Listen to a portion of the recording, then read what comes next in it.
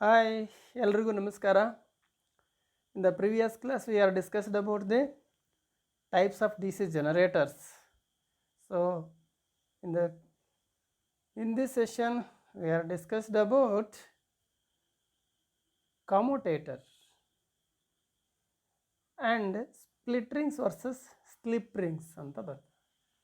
So commutator ಅಂದರೆ ಏನು, ಅದರ ಕೆಲಸ ಏನಿಲ್ಲ, ಹಾಗೆ ಅದರಲ್ಲಿ ಸ್ಲಿಪ್ ರಿಂಗ್ಸ್ ಅಂದರೆ ಏನು, ಅದು ಹೇಗೆ ಕೆಲಸ ಮಾಡುತ್ತೆ, ಸ್ಪ್ಲಿಟ್ ರಿಂಗ್ಸ್ ಅಂದ್ರೇನು, ಅದು ಹೇಗೆ ಕೆಲಸ ಮಾಡುತ್ತೆ ಅಂತಕ್ಕಂಥದ್ದನ್ನು ಇವತ್ತಿನ ಈ ಕ್ಲಾಸಲ್ಲಿ ತಿಳ್ಕೊಳ್ತಾ ಹೋಗೋಣ.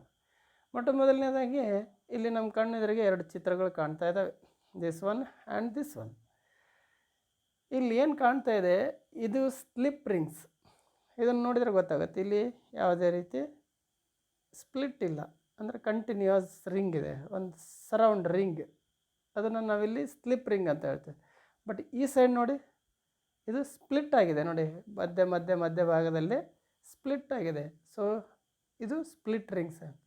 ಇವು ಎರಡೂ ಕಾಮ್ಯುಟೇಟರ್ಗಳು ಹೇಗೆ ಕೆಲಸ ಮಾಡ್ತದೆ, ಸ್ಲಿಪ್ ರಿಂಗ್ಸ್ ಹೇಗೆ ಕೆಲಸ ಮಾಡುತ್ತೆ, ಸ್ಪ್ಲಿಟ್ ರಿಂಗ್ಸ್ ಹೇಗೆ ಕೆಲಸ ಮಾಡುತ್ತೆ ಅಂತದನ್ನು ಇವತ್ತಿನ ಈ ಕ್ಲಾಸಲ್ಲಿ ನೋಡ್ತಾ ಹೋಗೋಣ. ಮೊದಲನೇದಾಗಿ slip rings. Let us consider a simple AC generator having a single loop of wire and rotated within a fixed magnetic field as shown in the figure 29.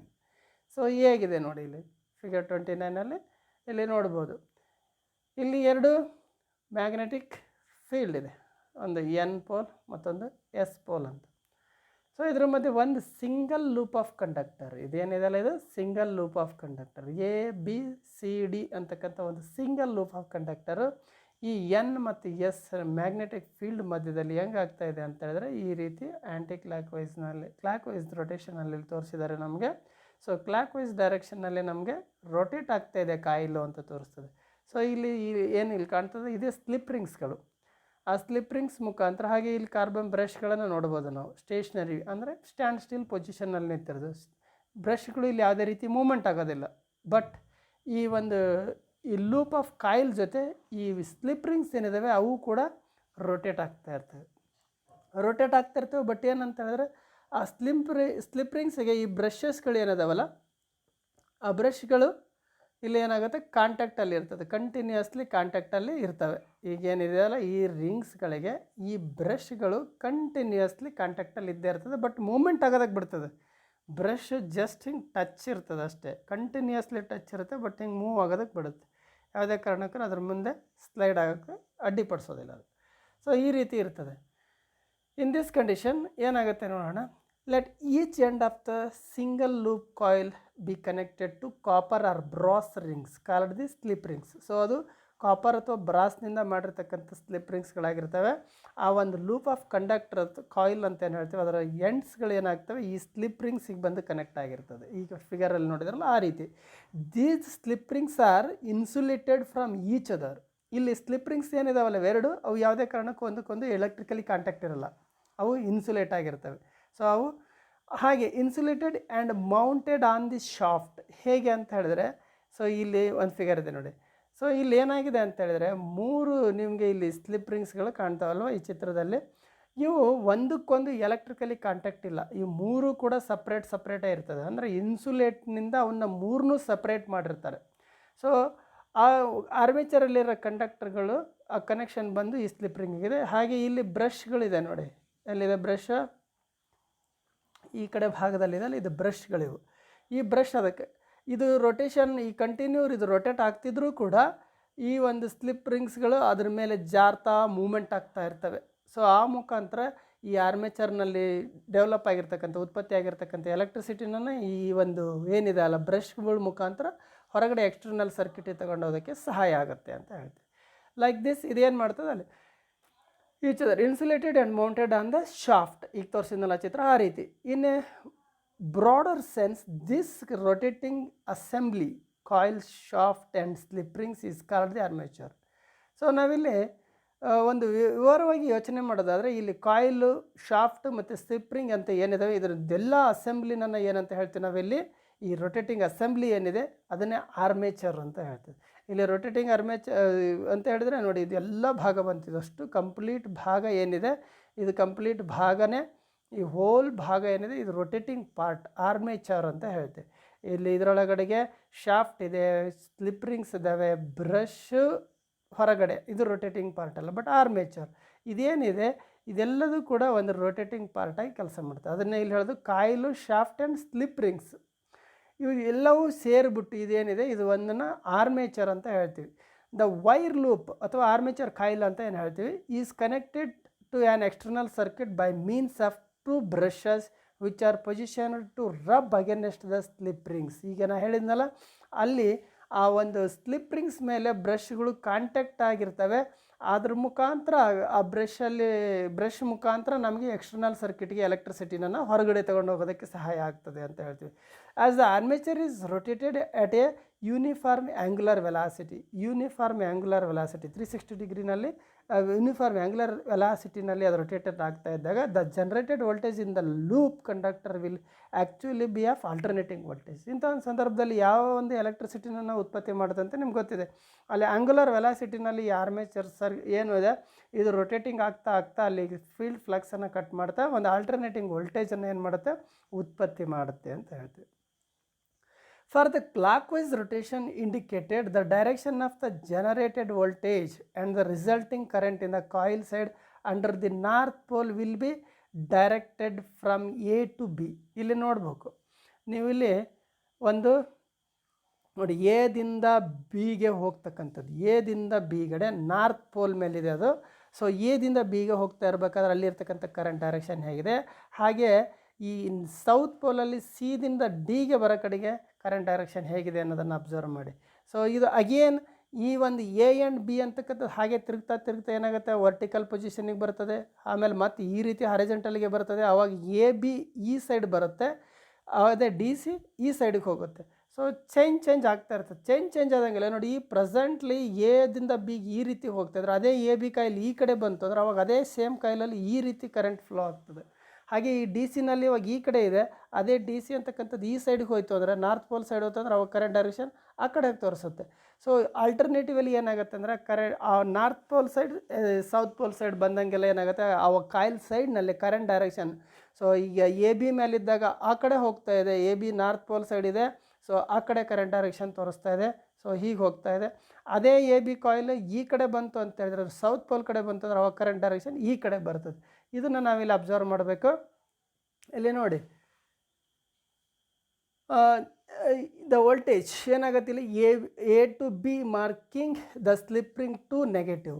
So this readily confirmed by using Fleming's right hand rule. ನಮ್ಗೆ ಗೊತ್ತಿದೆ Fleming's right hand rule. ಈ Fleming's right hand ರೂಲ್ನ ಸಹಾಯದಿಂದ ನಾನು ಅಲ್ಲಿ ಏನು ಮಾಡ್ಬೋದು, ಆ ಒಂದು ಕರೆಂಟ್ ಡೈರೆಕ್ಷನ್ ಯಾವ ಕಡೆಯಿಂದ ಯಾವ ಕಡೆ ಹೋಗ್ತಾ ಇದೆ ಅನ್ನೋದನ್ನು ನಾನಿಲ್ಲಿ ತಿಳ್ಕೊಬೋದಾಗಿದೆ. ಇಲ್ಲಿ this is readily confirmed by using the Fleming's right hand rule. Similarly the direction of the induced voltage and the resulting current under the south pole is to be directed from C to D making the slip ring 1 as positive. ಇಲ್ಲೇನಾಗುತ್ತೆ ಅಂತ ಹೇಳಿದ್ರೆ ನೋಡಿ ಈ ಡ್ರಾಯಿಂಗನ್ನು ನೋಡೋಣ. First ಇವಾಗ ಈ ಕಡೆಯಿಂದ ಒಂದು ಕಡೆಯಿಂದ ಹೀಗೆ ಹೋಗ್ತಾ ಇದೆ, ಸೊ ಹೀಗೆ ಹೋಗಿ ಹೀಗೆ ಬರ್ತಾ ಇರ್ತದೆ. ಸೊ ಇಲ್ಲಿ slip ring 1 and slip ring 2 ಇದೆ. ಅದರಲ್ಲಿ ಏನಾಗುತ್ತೆ ಒಂದು ಸರಿ ಈ ಕಡೆ ಹೋಗ್ತಾ ಇದ್ದಾಗ ಒಂದು ಪಾಸಿಟಿವ್ ಆಗುತ್ತೆ, ಒಂದು ನೆಗೆಟಿವ್ ಆಗುತ್ತೆ. ತಿರ್ಗಿ ಇನ್ನೊಂದು ರೌಂಡ್ ಬರೋಕ್ಕಾದ್ರೆ ಅದರ ಅಪೋಸಿಟ್ಟು ಅಂದರೆ ಆಲ್ಟರ್ನೇಟಿವಿಟಿಯಲ್ಲಿ ಈ 1 ಪಾಸಿಟಿವ್ ಆಗುತ್ತೆ, ನೆಗೆಟಿವ್ ಆಗುತ್ತೆ, ಹಾಗೆ 2 ಕೂಡ ಪಾಸಿಟಿವ್ ಆಗುತ್ತೆ, ನೆಗೆಟಿವ್ ಆಗುತ್ತೆ. ಸೊ ಆಲ್ಟರ್ನೇಟಿವಲ್ಲಿ ಚೇಂಜ್ ಆಗ್ತಾ ಇರ್ತದೆ. ಅದು ಒಂದು ಸರಿ ಪಾಸಿಟಿವ್ ಇದ್ದದ್ದು ನೆಗೆಟಿವ್ ಆಗುತ್ತೆ, ನೆಗೆಟಿವ್ ಇದ್ದದ್ದು ಪಾಸಿಟಿವ್ ಆಗುತ್ತೆ. ದ ಬೋತ್ ಬ್ರಷ್ ಹಾಗೆ ಮಾಡ್ತದೆ, ಸ್ಲಿಪ್ ರಿಂಗ್ಸ್ಗಳು ಬೋತ್ ಟೈಮ್ ಹಾಗೆ ಅದನ್ನು ಚೇಂಜ್ ಆಗ್ತಾ ಇರ್ತದೆ. ಆ ಕಾಯಿಲ್ ಅದರೊಳಗಡೆ ಮೂಮೆಂಟ್ ಆದಂಗೆಲ್ಲ ಏನಾಗುತ್ತೆ ಚೇಂಜ್ ಆಗ್ತಾ ಇರ್ತದೆ. ಅದನ್ನೇ ಇಲ್ಲಿ ನಾವು ಹೇಳ್ತಕ್ಕಂಥದ್ದು. ಆ ಸಂದರ್ಭದಲ್ಲಿ ಎ ಟು ಬಿ ಹೋಗ್ತಾ ಇದ್ದಾಗ ಹಾಗೆ ಸಿ ಟು ಡಿಗೆ ಬರ್ತಾ ಇದ್ದಾಗ ಇಲ್ಲೇನಾಗುತ್ತೆ, ಇಲ್ಲಿ ಸ್ಲಿಪ್ ರಿಂಗ್ 1 ಏನಿದೆ ಅದು ಪಾಸಿಟಿವ್ ಆಗುತ್ತೆ, ಹಾಗೆ ಸ್ಲಿಪ್ ರಿಂಗ್ 2 ಏನಿದೆ ಅದು ನೆಗೆಟಿವ್ ಇದೆ. ಈಗ ಇಲ್ಲಿ ನೋಡಿ A to B making the slip ring 2 negative ಇತ್ತು ಮೊದಲು. This is readily confirmed by using Fleming's right hand rule. Similarly the direction of the induced voltage and the resulting current under the south pole is to be directed from C to D making the slip ring 1 as positive. So 2 ಅಲ್ಲಿ negative ಇತ್ತು ಈ ಸಂದರ್ಭದಲ್ಲಿ, ಆಮೇಲೆ 1 negative, ಒಂದು slip ring 2 negative ಇದೆ, slip ring 1 positive ಇದೆ. ಈ ಕಂಡೀಷನಲ್ಲಿ again ಅದು ಚೇಂಜ್ ಆಗುತ್ತೆ ನೋಡಿ. When the conductor A B moves from the north pole to the south pole, the direction of the induced EMF in it will be reverse. ಏನಾಗುತ್ತೆ, north ಪೋಲಿಂದ south pole ಬಂದಾಗ ಅದೇ same coil ಸೈಡಲ್ಲಿ current direction ಕೂಡ reverse ಆಗುತ್ತೆ. So that the current will now flow from, ಆವಾಗ ಏನಿತ್ತು A to B ಇತ್ತು, north pole ಮೇಲಿದ್ದಾಗ ಎದಿಂದ B ಕಡೆ ಹೋಗ್ತಾ ಇತ್ತು. ಈಗ ಸೌತ್ ಪೋಲ್ ಕಡೆ ಬಂದ ತಕ್ಷಣ ಬಿದಿಂದ ಎ ಕಡೆಗೆ ಆಗ್ತಾ ಇರ್ತದೆ. The making the slip ring two positive. ಆಗಲೇ ನೆಗೆಟಿವ್ ಇತ್ತು ಸ್ಲಿಪ್ ರಿಂಗ್ ಟು, ಈಗ ನೆಗೆಟಿವ್ ಆಯ್ತು. ಅದು ಆಗಲೇ ನೆಗೆಟಿವ್ ಇತ್ತು, ಈಗ ಪಾಸಿಟಿವ್ ಆಗುತ್ತೆ ಈ ಸಂದರ್ಭದಲ್ಲಿ. At the same time coil side C D ಏನಿದೆ has moved into the north pole. ಇವಾಗ ಅದೇನಾಗುತ್ತೆ, ಸೌತ್ ಪೋಲಿಂದ ನಾರ್ತ್ ಪೋಲ್ ಕಡೆ ಹೋಗುತ್ತೆ. ಆಗ the pole reason and its induced E M F is reversed. ಆವಾಗಲೇನಾಗಿತ್ತು, ಸಿದಿಂದ ಡಿ ಹೋಗಿತ್ತು, ಈಗ ಡಿ ಟು ಸಿಗೆ ಹೋಗ್ತಾ ಇರ್ತದೆ. ಸೊ ಆವಾಗ ಏನಾಗುತ್ತೆ, and current will flow from D to C making the slip ring 1 negative. ಆವಾಗಲೇ 1 ಏನಾಗಿತ್ತು, ಪಾಸಿಟಿವ್ ಆಗಿತ್ತು, ಈಗ 1 ನೆಗೆಟಿವ್. ಹೀಗೆ ಅದು ಕಂಟಿನ್ಯೂಲಿ ಅಲ್ಲಿ ರೊಟೇಟ್ ಆಗ್ತಾ ಇದ್ದಂಗೆಲ್ಲ ಆ ಕಾಯಿಲ್ ಸೈಡ್ಗಳು ಏನಿದೆ, ಒಂದು single loop of coil A B C D. ಈಗ ಒಂದು ಸರಿ ಎ ಬಿ ನಾರ್ತ್ ಪೋಲ್ ಮೇಲಿತ್ತು, ಆವಾಗ ಒಂದು ಕಡೆ ಡೈರೆಕ್ಷನ್ ಇತ್ತು. ಈಗ ಅದೇ ಎ ಬಿ ಸೌತ್ ಪೋಲ್ ಮೇಲೆ ಬರ್ತದೆ, ಆವಾಗ ಕರೆಂಟ್ ಡೈರೆಕ್ಷನ್ ಆಪೋಸಿಟಿವ್ ಬರ್ತದೆ. ಸೇಮ್ ಅದೇ ಥರ C D first south pole ಮೇಲಿತ್ತು, ಆವಾಗ ಕರೆಂಟ್ ಡೈರೆಕ್ಷನ್ ಹೀಗಿತ್ತು. ಈಗ ಅದೇ ಸೌತ್ ಪೋಲ್ ಮೇಲೆ ಇರ್ತಕ್ಕಂಥ ನಾರ್ತ್ ಪೋಲ್ ಕಡೆ ಹೋಗುತ್ತೆ, ಅವಾಗ ಕರೆಂಟ್ ಡೈರೆಕ್ಷನ್ ರಿವರ್ಸ್ ಆಪೋಸಿಟ್ ಸೈಡಿಗೆ ಹೋಗ್ತದೆ. ಹೀಗೆ ಆಲ್ಟರ್ನೇಟಿವಲಿ ಚೇಂಜ್ ಆಗ್ತಕ್ಕಂತಲೇ ಅಲ್ಲಿರ್ತಕ್ಕಂಥ ಸ್ಲಿಪ್ ರಿಂಗ್ಸು ಕೂಡ ಒಂದು ಸರಿ ಪಾಸಿಟಿವ್, ಒಂದು ಸರಿ ನೆಗೆಟಿವ್, ಒಂದು ಸರಿ ಪಾಸಿಟಿವ್, ಒಂದು ಸರಿ ನೆಗೆಟಿವ್, ಆಲ್ಟರ್ನೇಟಿವಲಿ ಅವು ಕೂಡ ಚೇಂಜ್ ಆಗ್ತಾ ಇರ್ತದೆ. Thus for 1/2 of a revolution for a 2 pole generator, ಇಲ್ಲೊಂದು 2 ಪೋಲ್ ಜನರೇಟರ್ ಇದ್ದು ಒಂದು ಹಾಫ್ ರೆವಲ್ಯೂಷನ್ ಆದಾಗ the E M F is directed around the coils A to B and C to D. For the other half of the revolution the E M F is directed around the coil D to C and B to A. ಒಂದು half ಸೈಕಲಲ್ಲಿ ಎದಿಂದ ಬಿಗೆ ಹೋಗುತ್ತೆ, ಹಾಗೆ ಸಿದಿಂದ ಡಿಗೆ ಹೋಗುತ್ತೆ. Next half ಸೈಕಲಲ್ಲಿ ಅಲ್ಲಿ ಬಿದಿಂದ ಎಗೆ ಹೋಗುತ್ತೆ, ಹಾಗೆ ಡಿದಿಂದ ಸಿಗೆ ಬರುತ್ತೆ. The current in the externally connected load resistor via the stationary brushes in contact with the pair of slip rings 1 and 2 will be alternating A C in nature. So ಈ ರೀತಿಯಲ್ಲಿ ಏನಾಗುತ್ತೆ, ಎ ಸಿ ಇನ್ ನೇಚರ್ನಲ್ಲಿರ್ತಕ್ಕಂಥ electricity ಉತ್ಪತ್ತಿ ಆಗಿರ್ತದೆ, ಅದು ಆ slip ring ಮುಖಾಂತರ alternatively change ಆಗ್ತಾ ಹೊರಗಡೆ ಇರ್ತಕ್ಕಂಥ ಲೋಡ್ ರೆಸಿಸ್ಟೆನ್ಸ್ ಥ್ರೋ ಸರ್ಕ್ಯೂಟನ್ನು ಕಂಪ್ಲೀಟ್ ಮಾಡ್ಕೊಳ್ತದೆ ಅಂತ ಹೇಳ್ತೀವಿ. ಒನ್ಸ್ ಅಗೇನ್ ನೋಡಿ, ಇಲ್ಲಿದೆ ಅಲ್ಲ ಇದು. ಸೊ ಇಲ್ಲಿ ಫಸ್ಟ್ ಒನ್ ಇಲ್ಲಿದೆ ನೋಡಿ, ಈ ಕಡೆಯಿಂದ ಹೀಗೆ ಹೋಗ್ತಾ ಇದೆ, ಅಲ್ಲಿಂದ ಬಂತು, ಇಲ್ಲಿ ಬಂದು ಹಾಗೆ ರೆಸಿಸ್ಟೆನ್ಸ್ ಲೋಡ್ ಮುಖಾಂತರ ಅಲ್ಲಿಂದ ಹೀಗೆ ಹೋಗಿ ಮತ್ತು ಇದು ಕಂಟಿನ್ಯೂ ಒಂದು ಲೂಪ್ ಅದು. ಸೊ ಅಲ್ಲಿ ಆಲ್ಟರ್ನೇಟಿವಲಿ ಚೇಂಜ್ ಆಗ್ತಾ ಇರ್ತದೆ. ಸೊ ಇದು ಒಂದು ನಮಗೆ ಸ್ಲಿಪ್ ರಿಂಗ್ ಇದ್ದಾಗ ಏನಾಗುತ್ತೆ ಅಂತ, ಕಂಟಿನ್ಯೂಲಿ ಆಲ್ಟರ್ನೇಟಿವಲಿ ಚೇಂಜ್ ಆಗುತ್ತೆ. ಒಂದು ಸರಿ ಪಾಸಿಟಿವ್, ಒಂದು ಸರಿ ನೆಗೆಟಿವ್, ಒಂದು ಸರಿ ಪಾಸಿಟಿವ್, ಒಂದು ಸರಿ ನೆಗೆಟಿವ್ ಆಗ್ತಾ ಹೋಗ್ತಾ ಇರ್ತದೆ. ಇನ್ನು ವೇವ್ ಶೇಪ್ ಹೇಗಿರುತ್ತೆ, wave shape of the induced voltage ಈಗೇನು ನಾವು ನೋಡಿದ್ವಿ ಅದರ ಒಂದು ವೇವ್ ಶೇಪ್ ಹೇಗಿದೆ ನೋಡಿ. When the output voltage is plotted against electrical degrees we get the output wave form. So ಅಲ್ಲಿ 0 ಡಿಗ್ರಿಯಿಂದ ಸ್ಟಾರ್ಟ್ ಮಾಡಿಕೊಂಡು ಅಪ್ ಟು 360 ಡಿಗ್ರಿ ಒಂದು ರೆವಲ್ಯೂಷನ್ ಬಂದಾಗ ಅಲ್ಲಿ ಬರ್ತಕ್ಕಂಥ ಆಲ್ ವ್ಯಾಲ್ಯೂಸ್ಗಳನ್ನು ನಾವು ಒಂದು ಗ್ರಾಫಲ್ಲಿ ಪ್ಲಾಟ್ ಮಾಡ್ತಾ ಹೋದಾಗ ಅಲ್ಲಿ ಏನು ಒಂದು ವೇವ್ ಫಾರ್ಮ್ ಬರ್ತದೆ, ಅದು ಹೇಗಿರ್ತದೆ ಅನ್ನೋದನ್ನ ಈಗ ಆಲ್ರೆಡಿ ನಿಮ್ಗೆ ಗೊತ್ತು. The output wave from obtained across the load according to the pole shape shown in figure 29 will not be sinusoidal. ಇಲ್ಲಿ ನೀವು ನೋಡಿರ್ಬೋದು 29 ಒಳಗಡೆ ಇರ್ತಕ್ಕಂಥ ಫಿಗರ್ ಏನಾಗಿದೆ ಅಂತ ಹೇಳಿದ್ರೆ, ಇದು ನೋಡಿ ಶೇಪ್ ಹೇಗಿದೆ ಅಂತ ಅಂದರೆ ಇಲ್ಲಿ ಸೈನಿಸಾಯ್ಡಿಯಲ್ ಯೂನಿಫಾರ್ಮ್ ಮ್ಯಾಗ್ನೆಟಿಕ್ ಫೀಲ್ಡ್ ಅಲ್ಲ. ಇದು ಶೇಪ್ ಏನಾಗಿದೆ ಇಲ್ಲಿ ಅಂತ ಹೇಳಿದ್ರೆ ಚೌಕ ಇದೆ ನೋಡಿ, ಹೀಗಿದೆ. ಇಲ್ಲಿ ಯಾವುದೇ ರೀತಿ ಹಿಂಗೆ 360 ಆ್ಯಂಗುಲರ್ ವೆಲಾಸಿಟಿ ಇಲ್ಲ, ಇಲ್ಲಿ 360 ಡಿಗ್ರಿ ಆ್ಯಂಗುಲರ್ ಇಲ್ಲ ಅಲ್ಲಿ. ಸೊ ಇದನ್ನು ಅನ್ಯೂನಿಫಾರ್ಮ್ ಮ್ಯಾಗ್ನೆಟಿಕ್ ಫೀಲ್ಡ್ ಅಂತ ಹೇಳ್ತೀವಿ. ಸೊ ಆ ರೀತಿ ಅನ್ಯೂನಿಫಾರ್ಮ್ ಮ್ಯಾಗ್ನೆಟಿಕ್ ಫೀಲ್ಡಲ್ಲಿ ಅದು ರೊಟೇಷನ್ ಆಗಿರೋದ್ರಿಂದ ನಮ್ಮ ವೇವ್ ಫಾರ್ಮ್ ಕೂಡ nonuniform magnetic field but of the rectangular shape as shown in the figure 30. So ಆ ವೇವ್ ಶೇಪ್ ಕೂಡ ನೋಡಿ, ಇದು ಅಲ್ಲಿ ಯಾವ ಶೇಪಲ್ಲಿ ಇದೆಯೋ ಅದೇ ಥರ ಶೇಪಲ್ಲಿ ನಮ್ಮ ವೇವ್ ಫಾರ್ಮ್ ಕೂಡ ಬರ್ತದೆ ನೋಡಿ. ಈ ವೇವ್ ಫಾರ್ಮ್ ನೋಡಿದರೆ ಗೊತ್ತಾಗುತ್ತೆ ಅಲ್ಲಿ ರೆಕ್ಟಾಂಗುಲರ್ ಶೇಪಲ್ಲಿ ಹೇಗಿದೆಯೋ ಹಾಗೆ ಇದೆ ನೋಡಿ ಇಲ್ಲಿ, ಹೌದಲ್ವಾ? ಸೊ ಇದನ್ನೇ ನಾವು ಯೂನಿಫಾರ್ಮಲ್ಲಿ ಇದ್ದರೆ ಅಂದರೆ ಪಕ್ಕಾ 360 ಡಿಗ್ರಿ ಸರ್ಕಲಲ್ಲಿ ಅದು ರೊಟೇಷನ್ ಆದರೆ, ಪಕ್ಕಾ 360 ಡಿಗ್ರಿ ಸರ್ಕಲಲ್ಲಿ ರೊಟೇಷನ್ ಆಗ್ತಾಯಿದ್ರೆ that is called uniform magnetic field ಅಂತ ಹೇಳ್ತೀವಿ. However if the magnetic field is uniform, the output wave form will be of sinusoidal shape as shown in the figure 31. ಈಗೇನು ನಿಮ್ಮ ಕಣ್ಣು ಮುಂದೆ ಕಾಣ್ತಾ ಇದೆ ಆ ರೀತಿ ಬರ್ತದೆ. ಅದು ವೇವ್ ಫಾರ್ಮು ನಮಗೆ ಅಲ್ಲಿ ಏನಾಗಿದೆ ಅಲ್ಲಿ ಅಂತೇಳಿದ್ರೆ ರೆಕ್ಟಾಂಗಲ್ ಶೇಪಲ್ಲಿ ಇರೋದ್ರಿಂದ ಈ ರೀತಿ ವೇವ್ ಫಾರ್ಮ್ ಬರುತ್ತೆ. ಅದು ಯೂನಿಫಾರ್ಮ್ ಮ್ಯಾಗ್ನೆಟಿಕ್ ಫೀಲ್ಡ್ ಇತ್ತು ಅಂತೇಳಿದ್ರೆ ನಮ್ಮ ಸೈನಿಸೈಡಿಯಲ್ ವೇವ್ ಶೇಪ್ ಕೂಡ ಕರೆಕ್ಟಾಗಿ ಹೀಗೆ ಬರ್ತದೆ. ಅಂದರೆ ಗ್ರ್ಯಾಜುವಲಿ ಇನ್ಕ್ರೀಸ್ ಆಗುತ್ತೆ, ಗ್ರ್ಯಾಜುವಲಿ ಡಿಕ್ರೀಸ್ ಆಗುತ್ತೆ. ನೆಗೆಟಿವ್ ಸೈಕಲು ಅಷ್ಟೇ, ಪಾಸಿಟಿವ್ ಸೈಕಲು ಅಷ್ಟೇ. ಒಂದು ಕಂಪ್ಲೀಟ್ ಸೈಕಲ್ ಆಗೋದ್ರೊಳಗೆ ಈ ರೀತಿಯಾಗಿರ್ತಕ್ಕಂಥ ಒಂದು ಸೈನಿಸೈಡಿಯಲ್ ವೇವ್ ಫಾರ್ಮ್ ನನಗೆ ಔಟ್ಪುಟ್ ಬರ್ತದೆ. ಇಲ್ಲೊಂದು ಎ ವಿ ಇದೆ, ಆ ಒಂದು ಆ್ಯನಿಮೇಷನನ್ನು ನೋಡಿ ನಿಮ್ಗೆ ಅರ್ಥ ಆಗುತ್ತೆ. ಸೊ ಇಲ್ಲಿ ಮೇನ್ಲಿ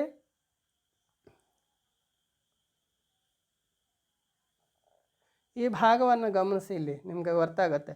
ಅದ್ರ ಜೊತೆಯಲ್ಲೇ ಸೈಮಲ್ಟೇನಿಯಸ್ಲಿ ಮೀಟ್ರನ್ನೂ ನೋಡ್ತಾರೆ. ಮೀಟ್ರ್ ನೋಡಿ, ನೆಗೆಟಿವ್ ಸೈಕಲ್ ನೆಗೆಟಿವ್, ಪಾಸಿಟಿವ್ ಹೋದಂಗೆ ಪಾಸಿಟಿವ್ ನೋಡಿ. ಇಲ್ಲಿ ಈಗ ನೆಗೆಟಿವ್ ಬಂತು, ನೆಗೆಟಿವ್ ಬಂತು, ಅದೇ ಪಾಸಿಟಿವ್ ಹೋಯ್ತಾ, ಪಾಸಿಟಿವ್ ಹೋಯ್ತು.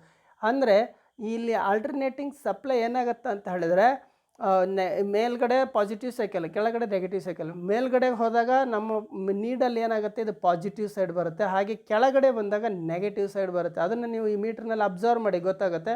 ಸೊ ಈ ಒಂದು ವೇದೊಳಗಡೆ ನಮ್ಮ ಆಲ್ಟರ್ನೇಟಿಂಗ್ ಫ್ಲಕ್ಸ್ ಕಟ್ ಆಗೋದ್ರ ಜೊತೆಯಲ್ಲಿ, ಆ ಮ್ಯಾಗ್ನೆಟಿಕ್ ಫ್ಲಕ್ಸ್ ಕಟ್ ಆಗೋದ್ರ ಜೊತೆಯಲ್ಲಿ ನಮಗೆ ಆಲ್ಟರ್ನೇಟಿಂಗ್ ಕರೆಂಟ್ ಅಲ್ಲಿ ಇಂಡ್ಯೂಸ್ ಆಗೋದನ್ನು ಗಮನಿಸ್ಬೋದು. ಸೊ ಇದು ಆಲ್ಟರ್ನೇಟಿಂಗ್ ಸಪ್ಲೈ ಇಲ್ಲಿ ನನಗೆ ಕಾಣ್ತಾ ಇರೋದು ಮೀಟ್ರ್ನಲ್ಲಿ ತೋರಿಸ್ತಕ್ಕಂಥದ್ದು. ಅಂದರೆ gradually negative cycle, gradually positive cycle ಹೇಗೆ ಹೋಗುತ್ತೆ ನೋಡಿ ಕರೆಕ್ಟಾಗಿ. So this is the main point, ಇದನ್ನು ನೀವು ಗಮನಿಸಬೇಕು. ಇನ್ನು next simple generator with split rings. ಅಲ್ಲಿ ಸ್ಲಿಪ್ ರಿಂಗ್ಸಲ್ಲಿ ಯಾವ ರೀತಿ ಆಗ್ತಿತ್ತು, ಎ ಸಿ ಕ್ವಾಂಟಿಟೀಸ್ ನಮ್ಗೆ ಎ ಸಿ ಔಟ್ಪುಟ್ಟಿಗೆ ಬರ್ತಾಯಿತ್ತು. ಆ ಜನ್ರೇಟ್ರ್ ಮೂಲತಃ ನಮಗೆ ಜನ್ರೇಟರ್ನಲ್ಲಿ ಅಂದರೆ ಆರ್ಮೇಚರ್ ಕಂಡಕ್ಟರಲ್ಲಿ ಉತ್ಪತ್ತಿ ಆಗ್ತಕ್ಕಂಥ ಎಲೆಕ್ಟ್ರಿಸಿಟಿನೇ ಎ ಸಿ, ಆಲ್ಟರ್ನೇಟಿಂಗ್ ಕರೆಂಟೇ. ಅದನ್ನು ನಾವಿಲ್ಲಿ ಡಿ ಸಿ ಜನರೇಟರ್ನಲ್ಲಿ ಏನು ಮಾಡ್ತೇವೆ ಅಂದರೆ with the help of ಕಾಮುಟೇಟರ್, with the help of this split rings, ಇದರ ಸಹಾಯದಿಂದ ನಾನು ಅದನ್ನು ಎ ಸಿನನ್ನು ಡಿ ಸಿ ಆಗಿ ಕನ್ವರ್ಟ್ ಮಾಡ್ತೀನಿ. ಅದು ಹೇಗೆ ಅಂತ ನೋಡ್ತಾ ಹೋಗೋಣ. Simple generator with split rings. A direct current generator is simply an A C generator provided with the split rings instead of the slip rings. ಏನು ಎ ಸಿ ಜನರೇಟರ್ನಲ್ಲಿ ಸ್ಲಿಪ್ ರಿಂಗ್ಸನ್ನು ಬಳಸಿದ್ವಿ, ಆವಾಗ ನನಗೆ ಔಟ್ಪುಟ್ಟಲ್ಲಿ ಎ ಸಿನೇ ಬರ್ತಾಯಿತ್ತು. ಏನು ಆರ್ಮೇಚರ್ನಲ್ಲಿ ಉತ್ಪತ್ತಿ ಆಗುತ್ತೋ ಅದೇ ಹೊರಗಡೆ ಬರುತ್ತೆ, ಆ್ಯಸ್ ಇಟ್ ಈಸ್ ಹೊರಗಡೆ ತೊಗೊಳ್ತಾ ಇದ್ವಿ ಆ ಕಾರ್ಬನ್ ಬ್ರಷ್ ಮುಖಾಂತರ. ಸ್ಲಿಪ್ ರಿಂಗ್ಸ್ ಕಾರ್ಬನ್ ಬ್ರಷ್ನ ಹತ್ರ ಹೊರಗಡೆ ಎಕ್ಸ್ಟರ್ನಲ್ ಸರ್ಕ್ಯೂಟಿಗೆ ತೊಗೊಳ್ತಾ ಇದ್ವಿ. ದ ಸ್ಪ್ಲಿಟ್ ರಿಂಗ್ಸ್ಗಳನ್ನು ಇಲ್ಲಿ ಯೂಸ್ ಮಾಡಿದ್ರೆ, ಇಲ್ಲಿ ಡಿ ಸಿ ಜನರೇಟರ್ನಲ್ಲಿ ಸ್ಲಿಪ್ ರಿಂಗ್ಸ್ ಬದಲಾಗಿ ಸ್ಪ್ಲಿಟ್ ರಿಂಗ್ಸನ್ನು ಬಳಸ್ತೀವಿ. The split rings is a ring made up of the hard drawn copper cut into 2 segments. ಅಲ್ಲಿ ಏನಾಗಿದೆ, ಒಂದು ರೌಂಡ್ ಸರ್ಕಲನ್ನು ಪಕ್ಕ 2 ಭಾಗ ಮಾಡ್ತೀವಿ. ಸೆಗ್ಮೆಂಟಲ್ಲಿ 2 ಭಾಗ ಮಾಡಿಬಿಡ್ತೀವಿ, ಅದನ್ನು ಸ್ಪ್ಲಿಟ್ ಮಾಡ್ತೀವಿ. So insulated from each other. ಅವೆರಡು ಪೀಸ್ ಏನಿದೆ ಸೆಗ್ಮೆಂಟ್ಸ್ ಇದೆ, ಅವು ಒಂದಕ್ಕೊಂದು ಎಲೆಕ್ಟ್ರಿಕಲಿ ಕಾಂಟ್ಯಾಕ್ಟ್ ಇಲ್ಲದೆ ಇರೋ ರೀತಿಯಲ್ಲಿ ಇನ್ಸುಲೇಟ್ ಕೂಡ ಮಾಡಲಾಗ್ತದೆ.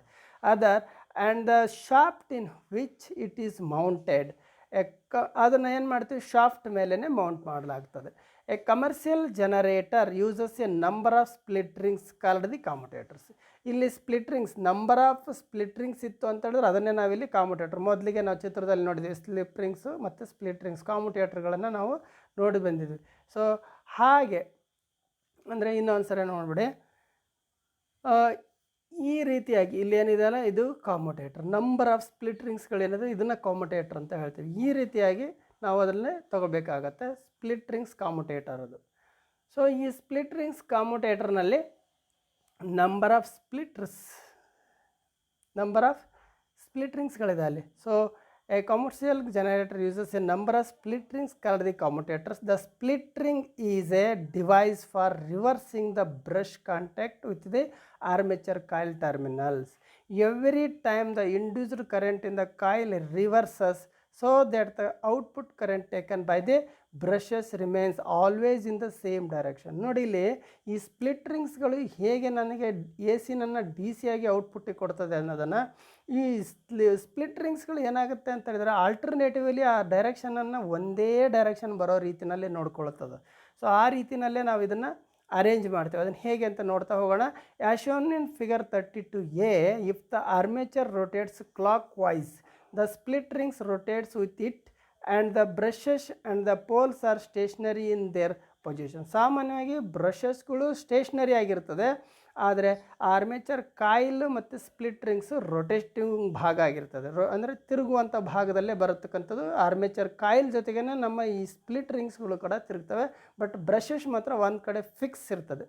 As shown in figure 32a, when the moving coil is in the horizontal position, the induced current will flow through the coil from ABCD to the segment B via the position brush and load to the negative brush and segment A.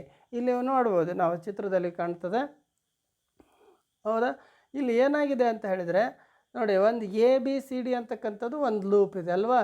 ಈ ಲೂಪಲ್ಲಿ ಏನಾಗ್ತದೆ ಅಂತ ಹೇಳಿದ್ರೆ, supply ನನಗೆ ಇಲ್ಲೇನು segment ಇದೆ ನೋಡಿ, A ಮತ್ತು B ಅಂತಕ್ಕಂಥದ್ದು 2 ಸೆಗ್ಮೆಂಟ್ಸ್ ಅದಾವೆ. ಹಾಗೆ ಕಾರ್ಬನ್ ಬ್ರಷ್ಗಳು ನೋಡಿ, ಫಿಕ್ಸಡ್ ಕಾರ್ಬನ್ ಬ್ರಷ್ ಕೂಡ ನೀವಿಲ್ಲಿ ನೋಡ್ಬೋದು. ಈ ಫಿಕ್ಸಡ್ ಕಾರ್ಬನ್ ಬ್ರಷ್ನ ಕೂಡ ನೀವಿಲ್ಲಿ ನೋಡ್ಬೋದಾಗಿದೆ. ಸೊ ಇಲ್ಲಿ ಏನಾಗುತ್ತೆ ಈ ಟೈಮಲ್ಲಿ ನೋಡೋಣ. ಇಲ್ಲಿ ಒಂದು ಸಾರೆ ಈಗ ನೋಡಿ AB ಇದೆ ಅಲ್ವಾ, AB ಇಲ್ಲಿ ಲಿಂಕಲ್ಲಿ ಬರ್ತದೆ. ಇವಾಗ ಫಸ್ಟ್ರಲ್ಲಿ ಸಿಂಗಲ್ ಲೂಪ್ ಜನರೇಟರ್ ಡ್ರಾಯಿಂಗಲ್ಲಿ ಏನಿದೆ ಇಲ್ಲಿ ಅಂದರೆ ಕರೆಂಟ್ ಫ್ಲೋ ಆಗೋದನ್ನು ನಾವು ನೋಡ್ತಾ ಇದ್ದೀವಿ. ಕರೆಂಟ್ ಇಲ್ಲಿ ಫ್ಲೋ ಆಗ್ತಾಯಿದೆ ಅಂದರೆ ಈ ಡೈರೆಕ್ಷನಲ್ಲಿ ತೋರಿಸ್ತಾ ನೋಡಿ, ಹೀಗಿಂದ ಬಂದು ಹೀಗಿಂದ ಹೋಗಿ ಹೀಗೆ ಬರ್ತಾ ಇದೆ. ಸೊ ಇನ್ ದಿಸ್ ಕಂಡೀಷನ್ ಏನಾಗಿದೆ, ಈ B ಪಾಸಿಟಿವ್ ಇದೆ, A ನೆಗೆಟಿವ್ ಆಗಿದೆ. ಅಗೇನ್ ಏನಾಗುತ್ತೆ, ಇದು ಹೀಗೆ ಮೂಮೆಂಟ್ ಆಗ್ತಾ ಬಂತಂದರೆ ರೊಟೇಷನ್ ಕ್ಲಾಕ್ ವೈಸಲ್ಲಿ ಆಗ್ತಾ ಇದೆ. ಸೊ ನೋಡಿ, ಆವಾಗ ಈ ಪೊಸಿಷನಿಗೆ ಬರುತ್ತಲ್ವ, ನೆಕ್ಸ್ಟ್ ಮೂವ್ ಆಗ್ತಾ ಬಂದಂಗೆ ಈ ಪೊಸಿಷನ್ ಅಂದರೆ ಆವಾಗ ಕಾಯಿಲ್ AB ಮೇಲೋಯ್ತು, DC ಕೆಳಗೆ ಬಂತು. ಆವಾಗ AB ಆ ಕಡೆ ನಾರ್ತ್ ಪೋಲ್ ಸೈಡ್ ಇದೆ, DC ಈ ಕಡೆಗಿದೆ. ಯಾವಾಗ ಈ ವರ್ಟಿಕಲ್ ಪೊಸಿಷನಿಗೆ ಬರುತ್ತೆ ತಿರುಗ್ತಾ ಆವಾಗ ಏನಾಗುತ್ತೆ ಅಂತ ಹೇಳಿದ್ರೆ ನೋಡಿ, ಇಲ್ಲೊಂದು ಕಾರ್ಬನ್ ಬ್ರಷ್ ಇದೆ, ಇಲ್ಲೊಂದು ಕಾರ್ಬನ್ ಬ್ರಷ್ ಇದೆ. ಈ ಸಿಗ್ಮೆಂಟ್ಗಳು A ಆ್ಯಂಡ್ B ಸೆಗ್ಮೆಂಟ್ಗಳಿದ್ದಾವೆ. ಅಲ್ಲಿ ಏನಾಗಿದೆ ಅಂದ್ರೆ ಈ ಥರದ ಪೊಸಿಷನಲ್ಲಿ, ವರ್ಟಿಕಲ್ ಪೊಸಿಷನಲ್ಲಿ ಏನಾಗಿದೆ ಅಂತ ಹೇಳಿದ್ರೆ, ಆ ಸೆಗ್ಮೆಂಟ್ಗೆ ಬಂದು ಈ ಬ್ರಷ್ ಶಾರ್ಟ್ ಆಗಿದೆ ನೋಡಿ. ಒಂದು ಜಸ್ಟ್ ಸ್ಮಾಲ್ ಮೂಮೆಂಟ್ ಏನಾಗುತ್ತೆ ಅಂತ ಹೇಳಿದ್ರೆ ಅಲ್ಲಿ ಶಾರ್ಟ್ ಆಗುತ್ತೆ. ಇನ್ ದಿಸ್ ಟೈಮಲ್ಲಿ ಒಂದು ಶಾರ್ಟ್ ಮೂಮೆಂಟಲ್ಲಿ 0, ಅದಕ್ಕೆ ನೋ ಕರೆಂಟ್ ಅಂತ ಹೇಳ್ತೀವಿ ನಾವಿಲ್ಲಿ. ಈ ಒಂದು ಶಾರ್ಟ್ ಮೂಮೆಂಟ್ ಇಲ್ಲಿ ಯಾವುದೇ ಥರದ ಕರೆಂಟು ಫ್ಲೋ ಆಗೋದಿಲ್ಲ. ಬಟ್ ಇಲ್ಲಿ ಏನಾಗಿದೆ, ಇದು ಬ್ರಷ್ ಮೇಲೆ ಅಂದರೆ ಸೆಗ್ಮೆಂಟ್ ಮೇಲೆ ಕಾರ್ಬನ್ ಬ್ರಷ್ ಮೂವ್ ಆಗ್ತಾ ಇರ್ಬೇಕಾದ್ರೆ ಕರೆಂಟ್ ಫ್ಲೋ ಆಗ್ತಾಯಿತ್ತು. ಒಂದು ಪರ್ಟಿಕ್ಯುಲರ್ ಟೈಮ್ ಬರ್ತಾ ಇದ್ದಾಗ ಆ ಕಾರ್ಬನ್ ಬ್ರಷ್ ಎಲ್ಲಾಗ್ತದೆ ಅಂದರೆ 2 ಸೆಗ್ಮೆಂಟನ್ನು ಮಧ್ಯಭಾಗದಲ್ಲಿ ಬರ್ತದೆ, ಅಂದರೆ 2 ಸೆಗ್ಮೆಂಟನ್ನು ಶಾರ್ಟ್ ಮಾಡ್ತದೆ. ಆ ಒಂದು ವೆರಿ ಶಾರ್ಟ್ ಪೀರಿಯಡ್ ಆಗ್ತಕ್ಕಂಥದ್ದು, ಇದು ಲಾಂಗ್ ಟೈಮ್ ಅಲ್ಲ. ಸೊ ಬಟ್ ಆ ವೆರಿ ಶಾರ್ಟ್ ಪೀರಿಯಡಲ್ಲಿ there is no current flow ಅಂತ ಹೇಳ್ತೀವಿ. ಹಾಗೆ ಮುಂದುವರೆದು ಹೋದರೆ ಹಾಗೆ ಏನಾಗುತ್ತೆ, ಮತ್ತೆ ಪೊಸಿಷನ್ ಚೇಂಜ್ ಆಗುತ್ತೆ ನೋಡಿ. ಆವಾಗಲೇ ಇಲ್ಲಿ AB ಈ ಕಡೆ ಇತ್ತು, ABCD, ಅಲ್ಲೇ ಈ ಪೊಸಿಷನಲ್ಲಿ ಬಂದರೆ DC BA ಆಯಿತು, ಅಂದರೆ ಮೂಮೆಂಟ್ ಆಯಿತು. ಆ AB ಆವಾಗ ನಾರ್ತ್ ಪೋಲ್ ಮೇಲಿತ್ತು, ಇವಾಗ AB ಸೌತ್ ಪೋಲ್ ಮೇಲೆ ಬಂದಿದೆ. ಹಾಗೆ DC ಆವಾಗಲೇ S ಪೋಲ್ ಮೇಲಿತ್ತು, ಸೌತ್ ಪೋಲ್ ಮೇಲಿತ್ತು, ಈಗ DC ನಾರ್ತ್ ಪೋಲ್ ಮೇಲೆ. ಅಂದರೆ ಆ ಸಿಂಗಲ್ ಲೂಪ್ ಆಫ್ ಕಾಯಿಲಲ್ಲಿ ಮೂಮೆಂಟ್ ಆದಂಗೆಲ್ಲ ಏನಾಗುತ್ತೆ, ಆ ಪೊಸಿಷನ್ ಚೇಂಜ್ ಆಗ್ತಾ ಬರ್ತದೆ, ಕಾಯಿಲ್ನ ಪೊಸಿಷನ್ನು ಚೇಂಜ್ ಆಗ್ತಾ ಬರ್ತದೆ. ಹೀಗೆ ಏನಾಗುತ್ತೆ ಅಂತ ಹೇಳಿದ್ರೆ, the direction of current flow in the external circuit is shown in figure 32A and 32C. So ಇಲ್ಲಿ ಈ 32A ಗಮನಿಸಿ, ಹಾಗೆ 32C ಗಮನಿಸಿ, ಇವೆರಡು ಡ್ರಾಯಿಂಗನ್ನು ಗಮನಿಸಿದರೆ ಬೋತ್ ಕಂಡೀಷನಲ್ಲಿ ಕೂಡ ನಮಗೆ ಕರೆಂಟು ಸೇಮ್ ಡೈರೆಕ್ಷನಲ್ಲಿ ಮೂವ್ ಆಗ್ತದೆ. ಅಂದರೆ ಇನ್ನೇನು ಈಗ ನೋಡಿ, ಎದಲ್ಲಿ ಈಗ AB ಇವಾಗ ಈ ಕಡೆ ಇದೆ ಅಲ್ವ, ಕರೆಂಟ್ ಡೈರೆಕ್ಷನ್ ಅದಕ್ಕೆ ಕಾಂಟ್ಯಾಕ್ಟ್ ಆಗಿದೆ, ಆ ಕಡೆಯಿಂದ ಬಂದು ಹೀಗೆ ಮೂವ್ ಆಗ್ತಾ ಇದೆ ಅಂತ ಹೇಳ್ಕೊಳ್ಳಿ. ಈಗ ಇಲ್ಲಿ ಅಂತೂ 0. ಇನ್ನು ಈ ಪೊಸಿಷನ್ ಬಂದಾಗ ಏನಾಗುತ್ತೆ ಅಂದರೆ, ಆವಾಗಲೇ AB ಕರೆಂಟ್ ಈ ಕಡೆಯಿಂದ ಆ ಕಡೆ ಹೋಗ್ತಾ ಇತ್ತು, ಅಂದರೆ ಈ ಜಾಗದಲ್ಲಿದ್ದಾಗ. ಈಗ AB ಇಲ್ಲೇ ಬಂದಿದ್ದಲ್ಲ, ಅವಾಗ ಈ ಕಡೆಯಿಂದ ಹೀಗೆ ಬರ್ತಾ ಇರ್ತದೆ. ಸೊ ಆವಾಗಲೂ ಕೂಡ ಏನಾಯಿತು, ಇದು ಬ್ರಷ್ ಪೊಸಿಷನ್ ಏನಾಯಿತು, ಚೇಂಜ್ ಆಯಿತು, ಮತ್ತು ಸೇಮ್ ಬ್ರಷ್ ಸಿಗ್ತದೆ. ಅವಾಗ ಏನಾಗುತ್ತೆ, ಅಲ್ಟರ್ನೇಟಿವಲ್ಲಿ ಮತ್ತು ಕರೆಂಟ್ ಅದೇ ಡೈರೆಕ್ಷನ್ಗೆ ಬರ್ತದೆ.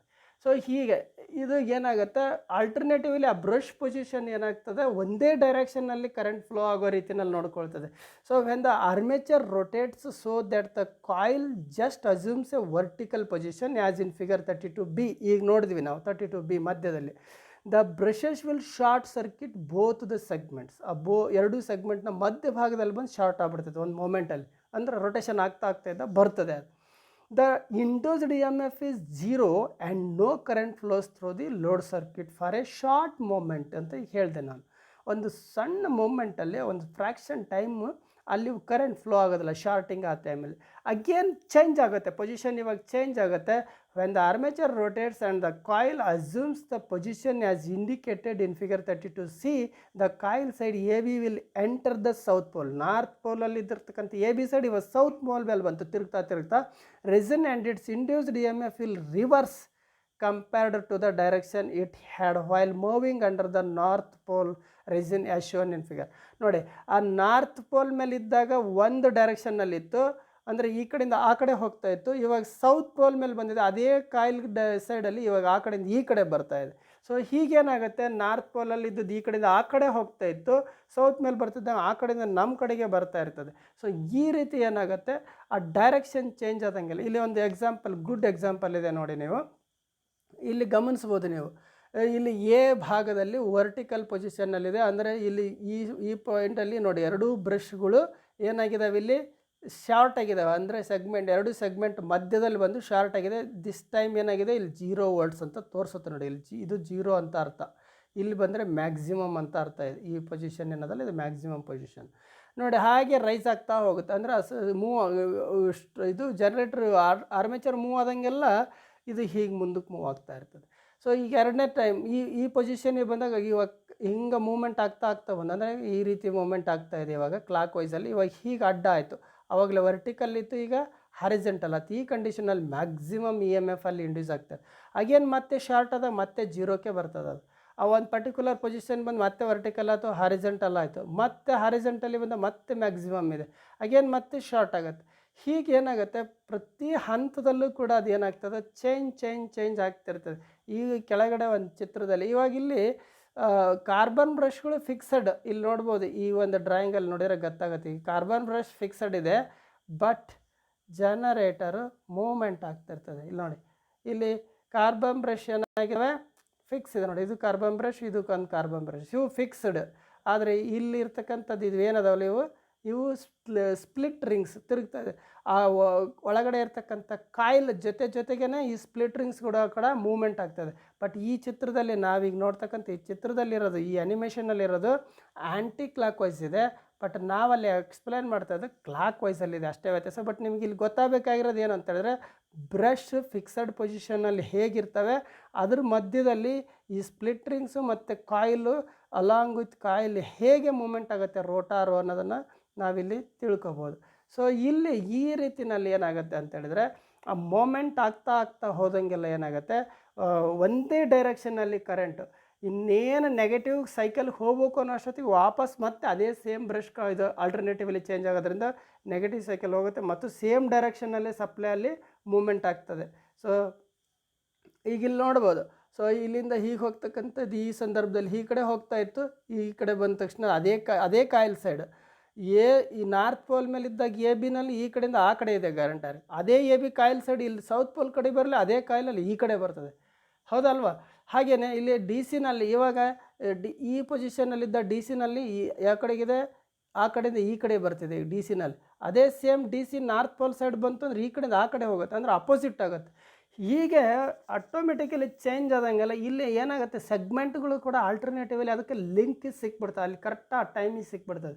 ಹಾಗಾಗಿ ಏನಾಗುತ್ತೆ, ಅದು ಸೇಮ್ ಡೈರೆಕ್ಷನ್ನಲ್ಲೇ ಕಂಟಿನ್ಯೂಸ್ಲಿ ಒಂದೇ ಡೈರೆಕ್ಷನಲ್ಲಿ ಮೂವ್ಮೆಂಟ್ ಆಗ್ತಾ ಇರ್ತದೆ.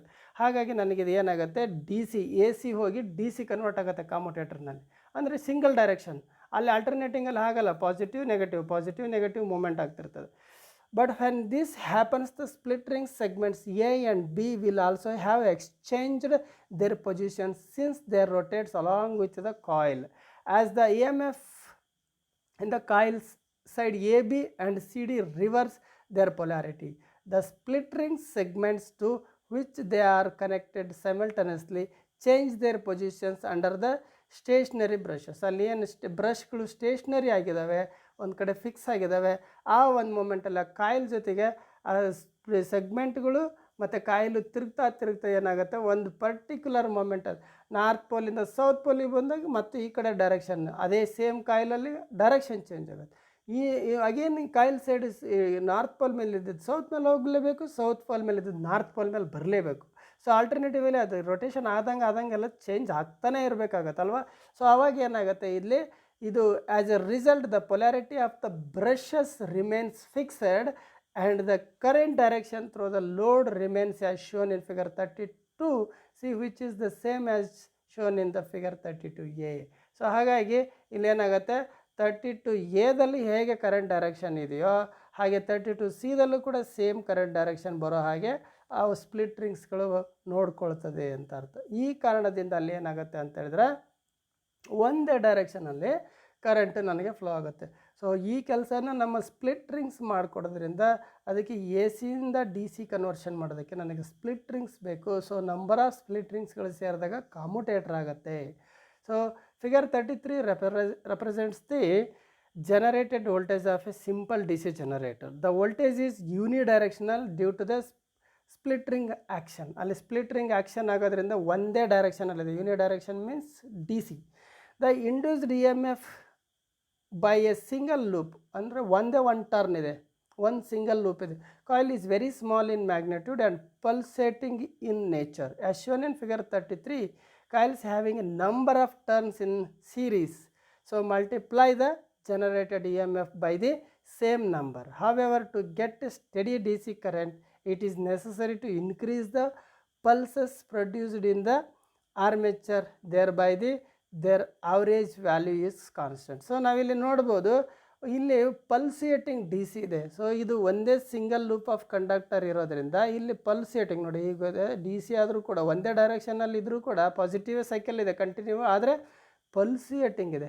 ಸೊ ಇದು ಕಡಿಮೆ ಆಗಬೇಕಾದ್ರೆ ನಾವು ನಂಬರ್ ಆಫ್ ಸೆಗ್ಮೆಂಟ್ಸ್ಗಳು ಜಾಸ್ತಿ ಆದಂಗೆಲ್ಲ, ನಂಬರ್ ಆಫ್ ಕಾಯಿಲ್ಸ್ಗಳು ಜಾಸ್ತಿ ಆದಂಗೆಲ್ಲ ಅಲ್ಲಿ ಏನಾಗುತ್ತೆ ಜಾಸ್ತಿ ಅಂದರೆ ಡಿ ಸಿ ಡೈರೆಕ್ಟ್ ಡಿ ಸಿನೇ ನನಗೆ ಸ್ಟಡಿ ಡಿ ಸಿಗೆ ಪ್ರೊಡ್ಯೂಸ್ ಆಗ್ತಾ ಹೋಗುತ್ತೆ. ಹೇಗೆ ಅಂತ ನೋಡೋದಾದರೆ, so there are 2 ways to increase the number of pulses during each rotation of the armature. ಇಲ್ಲಿ ಆ ನಂಬರ್ ಆಫ್ ಪಲ್ಸಸ್ಸನ್ನು ಏನು ಮಾಡ್ಬೇಕು, ನಾವೀಗ ಹೆಚ್ಚಿಗೆ ಮಾಡಬೇಕು. ಸೊ ಆ ಹೆಚ್ಚಿಗೆ ಮಾಡೋದು ಹೇಗೆ ಅಂತ ಹೇಳಿದ್ರೆ, increase the number of field poles. ಒಂದು ಫೀಲ್ಡ್ ಪೋಲ್ಸನ್ನು ಜಾಸ್ತಿ ಮಾಡೋದ್ರಿಂದ ಹಾಗೆ ಮಾಡ್ಬೋದು. ಹಾಗೆ increase the number of separate coils, multi coil ಅಂತ ಹೇಳ್ತೀವಿ, ಅಂದರೆ ಜಾಸ್ತಿ ಕಾಯಿಲ್ಗಳನ್ನು ಆರ್ಮೇಚರಲ್ಲಿ ಹಾಕೋದು. ಆವಾಗೂ ಕೂಡ ನಮಗಲ್ಲಿ ಮಲ್ಟಿ ಪಲ್ಸಸ್ ಬರೋಕ್ಕೆ ಸಾಧ್ಯತೆ ಇರುತ್ತೆ. The multi coils necessitate a multiple segment split rings. So ಅಲ್ಲಿ ಯಾವಾಗ ನನಗೆ ಮಲ್ಟಿಪಲ್ ಕಾಯಿಲ್ಸ್ ಆಯಿತು ಅಲ್ಲಿ ಸೆಗ್ಮೆಂಟ್ ಕೂಡ ಅಷ್ಟೇ ಜಾಸ್ತಿ ಆಗ್ತಾ ಹೋಗ್ಬೇಕು, ಅದೇ ಮಲ್ಟಿಪಲ್ ಆಗ್ತಾವೆ. ಕಾಯಿಲ್ ಮಲ್ಟಿಪಲ್ ಆದರೆ ಸೆಗ್ಮೆಂಟ್ ಕೂಡ ಮಲ್ಟಿಪಲ್ ಆಗುತ್ತೆ. Split rings which is called A ಕಾಮುಟೇಟರ್. ಆವಾಗಲೇ ನಮ್ಗೆ ಏನಾಗುತ್ತೆ, ಅದು ಕಾಮುಟೇಟರ್ ಆಗಿ ಚೇಂಜ್ ಆಗ್ತವೆ. Figure 34 represents the generated voltages and their wave shapes when the armature has different number of split rings, that is commutator segment. So ನಾವಿಲ್ಲಿ ನೋಡ್ಬೋದು, ಇದು ಕಾಮುಟೇಟರ್ ಚಿತ್ರ ಇಲ್ಲಿ ಕಾಣ್ತಕ್ಕಂಥದ್ದು. ಕಾಮುಟೇಟರ್ ಹೀಗಿರ್ತದೆ, ಇದು ಬರೀ ಕಾಮುಟೇಟರ್ ಭಾಗ ಪಾರ್ಟ್. ಸೊ ಅಲ್ಲಿರ್ತಕ್ಕಂಥ ವೈಂಡಿಂಗ್ಗಳೆಲ್ಲ ಆರ್ಮೇಚರಲ್ಲಿರ್ತಕ್ಕಂಥ ವೈಂಡಿಂಗ್ ಎಲ್ಲ ತಂದು ಈ ರೇಸರ್ಗಳಿಗೆ ಸೋಲ್ಡರಿಂಗ್ ಮಾಡಿ ಕನೆಕ್ಟ್ ಮಾಡಲಾಗ್ತದೆ. So the practical generator will have more number of ಕಾಮುಟೇಟರ್ segments as shown in figure 34C and the induced EMF will be as shown in the adjoining graph. ಅದು ಹೇಗಿರುತ್ತೆ ನೋಡೋಣ. ಈ ರೀತಿ ಕಾಮುಟೇಟರ್ನ ನಾವು ಬಳಸ್ತಾ ಹೋಗೋದಂಗೆಲ್ಲ ನೋಡಿ, ಫಸ್ಟಿಗೆ ಎರಡೇ ಇದೆ ಇಲ್ಲಿ ಸ್ಪ್ಲಿಟ್ ರಿಂಗ್ಸ್. ಏನು, one set of split rings ಇದೆ. One set of split rings ಇದ್ದಾಗ ಏನಾಗುತ್ತೆ, ಕೇವಲ ಇಲ್ಲಿ ಒಂದೇ ಲೂಪ್ ಇದೆ ನೋಡಿ, only one loop. Output wave form ಈ ರೀತಿ ಇರ್ತದೆ one set of split rings ಇದ್ದಾಗ.